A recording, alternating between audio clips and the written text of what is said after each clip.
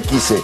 Et on va se pencher pour continuer cette actualité sur l'actualité théâtrale. Il y a peu de temps cela, avec Olivia de Lamberterie qui s'intéresse à la littérature chez nous, on vous parlait d'un coffret qui réunit les fameuses brèves de comptoir, j'espère que vous connaissez.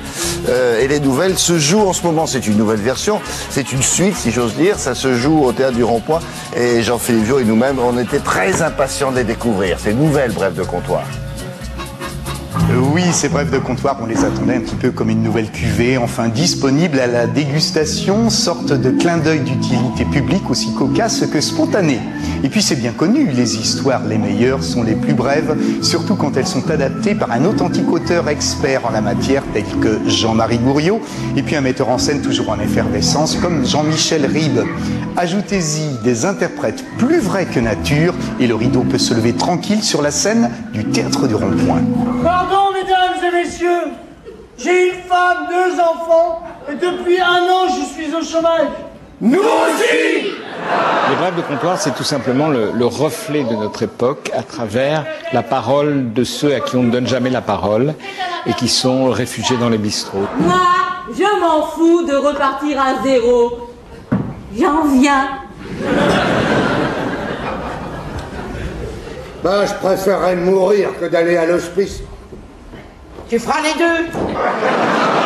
Quand des personnages, notamment dans les bars, disent des choses avec sincérité, souvent c'est leur vérité. Oui. C'est pas toujours la nôtre, mais en tout cas c'est la leur, ça c'est sûr.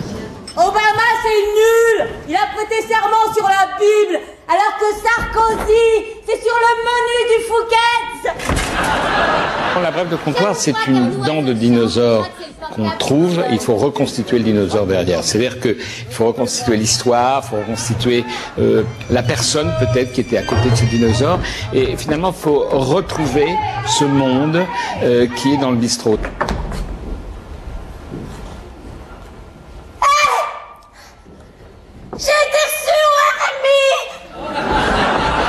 Au comptoir des nouvelles brèves, les 8 piliers de scène, Casterman, Gamelon, Ligarde, Neuwirth, Philippot, Alexis Ribes et Hélène Viau, habitent leurs personnages avec humanité et vérité. Leur jeu parfaitement maîtrisé en est ainsi sublimé. Ah, moi, je voterai pour l'Europe quand elle sera dans la France. En face du théâtre, ce matin, personne ne le croit, il y a quelqu'un qui est à côté de moi et il dit si Napoléon revenait vivant aujourd'hui, il se retournerait dans sa tombe. Je vous dis, c'est pas moi qui l'ai écrit, c'est le type à côté qui l'a dit. Voilà. Et ça, c'est pas dans le spectacle, c'est un cadeau bonus. Mon plus grand chagrin d'amour, c'est que personne m'aime. Moi, si un jour je prends l'avion, je monte dans la boîte noire. On est aussi touché très souvent par ces personnages qui ont finalement peut-être comme seul compagnon ce comptoir et les gens qui le servent. C'est à différents niveaux la drôlerie, l'émotion, la précarité, le reflet de cette époque. Pour moi, c'est Raymond Queneau. Pour moi, c'est vraiment le peuple a du génie. Dieu, Jésus, Bouddha, Allah, je crois en tout. Je veux pas d'emmerde après la mort. Baravin, Baravin, Baravin, oh, Baravin, sont des mots qui vont très bien ensemble. Tous ceux qui pensaient que la vérité ne sortait que dans la bouche des enfants se trompaient. Car c'est en effet dans la bouche des adultes, accoudés au comptoir, qu'elle prend ici toutes ses dimensions. Ces savoureux instantanés, savamment orchestrés par Jean-Michel Ribes et son inimitable chorale de bar, le prouvent encore une fois. Ces réflexions de bistrot sont succulentes, inattendues et frisent souvent le fou rire. Conclusion, une bonne dose de brèves de comptoir, ça ne s'invente pas. Bon spectacle et à très vite.